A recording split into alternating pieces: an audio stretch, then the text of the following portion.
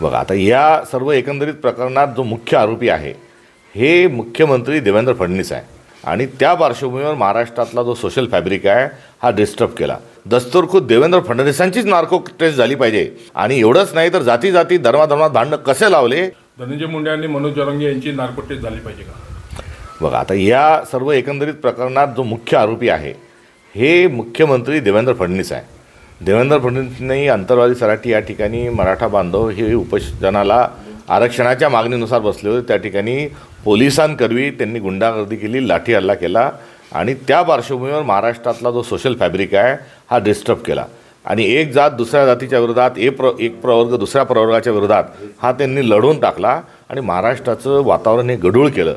त्यामुळे गुणाची होत असेल तर तो वेगळा विषय आहे, मात्र दस्तूरखुद देवेंद्र फडणवीसांचीच नार्को टेस्ट झाली पाहिजे आणि त्यांनी या महाराष्ट्राचा कसा खेळखंडोबा लावला, कशा शासकीय जमिनी विकल्या आणि एवढंच नाही तर जाती जाती धर्माधर्मात भांडणं कसे लावले याची चौकशी त्या नार्को टेस्टच्या अंतिम निश्चित स्वरूपात झाल्याशिवाय राहणार नाही।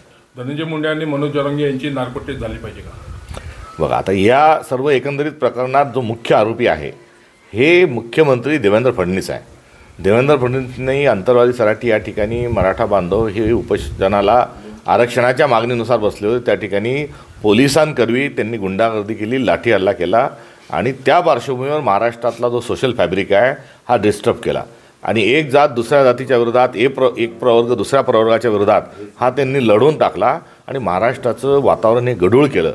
त्यामुळे गुणाची होत असेल तर तो वेगळा विषय आहे, मात्र दस्तूरखुद देवेंद्र फडणवीसांचीच नार्को टेस्ट झाली पाहिजे आणि त्यांनी या महाराष्ट्राचा कसा खेळखंडोबा लावला, कशा शासकीय जमिनी विकल्या आणि एवढंच नाही तर जाती जाती धर्माधर्मात भांडणं कसे लावले याची चौकशी त्या नार्को टेस्टच्या अंतिम निश्चित स्वरूपात झाल्याशिवाय राहणार नाही।